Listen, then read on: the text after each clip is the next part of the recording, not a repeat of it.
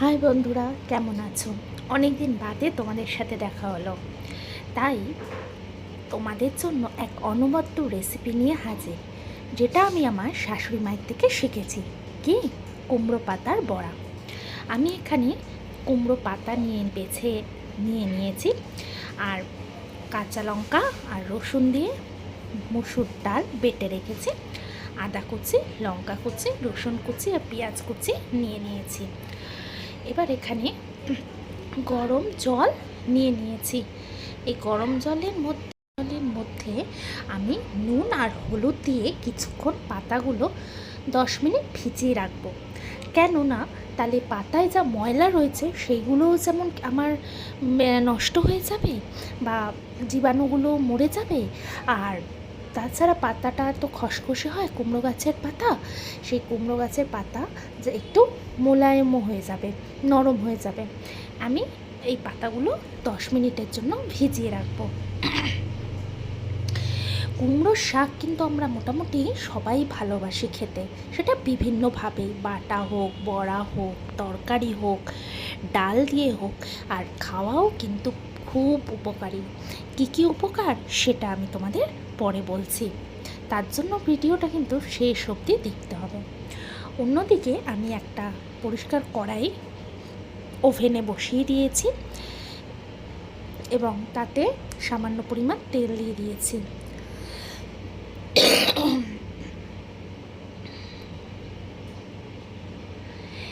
তেল দিয়ে তেলটা গরম হওয়ার পরেতে একে একে আমরা রসুন কুচি, আদা কুচি, লঙ্কা কুচি,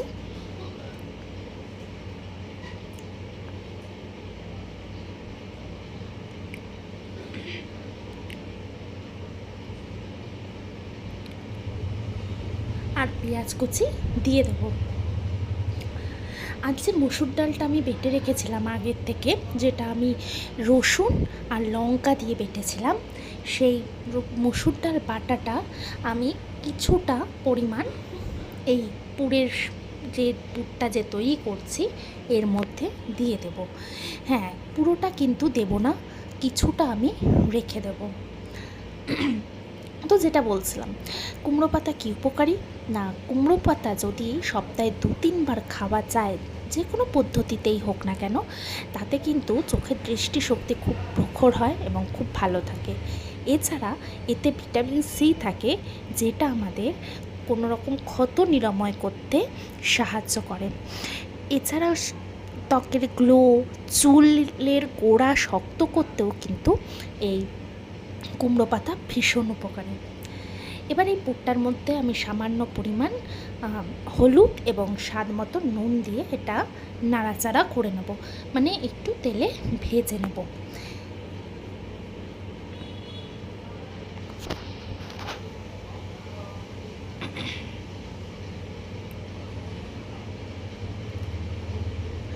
এরমভাবে আমি কিছুক্ষণ তেলের মধ্যে এটা ভালো করে ভেজে নেব, যাতে কোনো হলুদের গন্ধ না থাকে।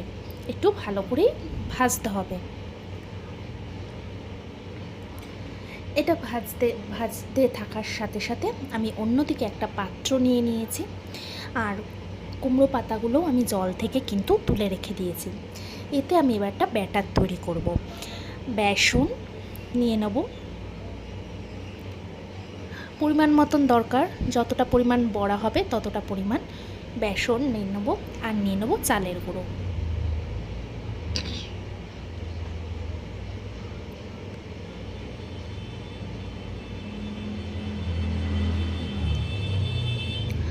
সামান্য নুন আর হলুদ নিয়ে আমি ব্যাটারটা ভালো করে মিক্স করে নিচ্ছি।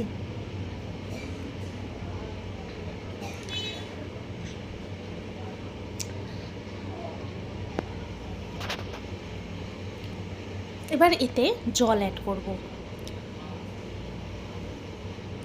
তা বন্ধুরা, তোমরা কিন্তু এই যে এত সুন্দর একটা পুর ভরা কুমড়ো পাতার বড়া বাড়িতে তৈরি করে অবশ্যই কিন্তু জানিও। এই দেখো পুরটাও কিন্তু আমার এরকম টাইপের হবে, দেখতে পাচ্ছ?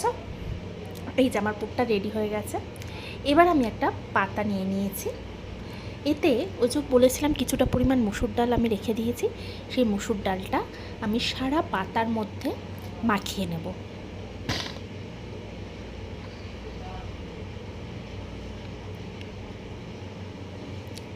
এরমভাবে সারা পাতার মধ্যে মুসুর ডালটা মাখিয়ে নেব।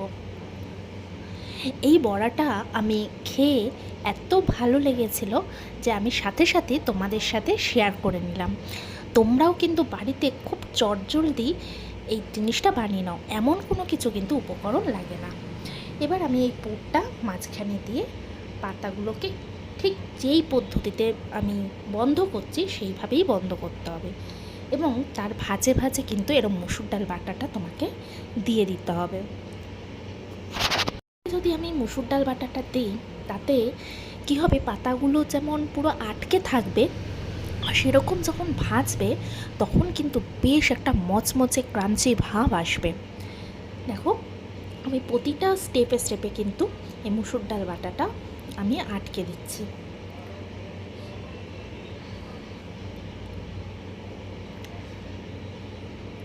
তো তোমরা অবশ্যই জানিও বাড়িতে করার পর কেমন লাগলো তোমাদেরও খেয়ে। আমার তো অসাধারণ লেগেছে। আর সত্যি এত সুন্দর একটা রেসিপি হতে পারে ঘরে থাকার এত সামান্য জিনিস দিয়ে। আমি যদি না খেতাম আর আমি যদি না দেখতাম তাহলে বোধহয় মিস হয়ে যেত একটা।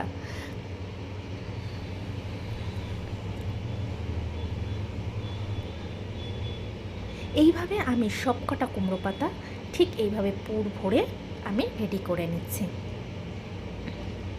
দেখো আমি সবকটা পাতা কিন্তু রেডি করে ফেলেছি। তো এবার অন্যদিকে একটা আবার কড়াই নিয়েছি, তাতে তেল দিয়ে দিয়েছি। এই বড়া ভাজতে কিন্তু খুব বেশি তেল লাগে না, খুব অল্প সামান্য তেলেই কিন্তু বড়াটা ভাজা হয়ে যায়। তেলটা গরম হতে দিয়েছি আমি। অন্যদিকে আমি যে ব্যাটারটা নিয়েছিলাম সেই ব্যাটারটা আর যে পুর ভরা যে পাতা বড়াগুলো আমি রেডি করে রেখেছি, এবার ব্যাটারের মধ্যে আমি এই বড়াগুলো চুবিয়ে নিয়ে এটাকে গরম তেলে আমি ভেজে নেব।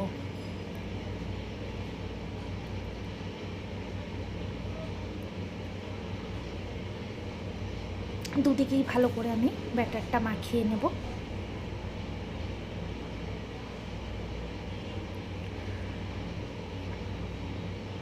ব্যাটারটা কিন্তু খুব পাতলা করবে না, একটু একটু হেভি টাইপের করতে হবে। এবার আমি তেলের মধ্যে ছেড়ে দিলাম।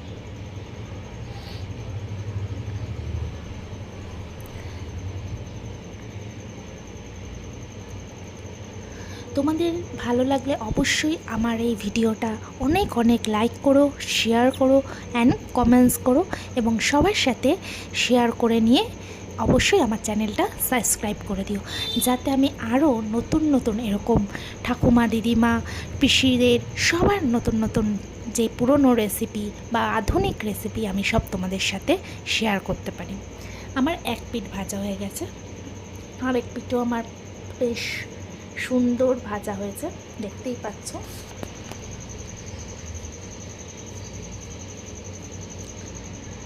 একটু মচমচেই ভাজাটা খেতে লাগবে। আরেক পিঠও আমি উল্টে দিয়ে আমি ভালো করে একটু ভেজে নিচ্ছি।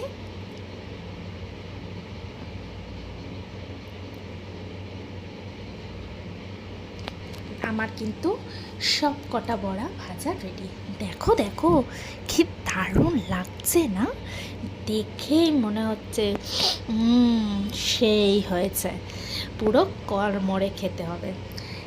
তো বন্ধুরা দেরি কিসের, চট জলদি তোমরাও কিন্তু এরকম একটা সুন্দর রেসিপি বাড়িতে রেডি করে নাও।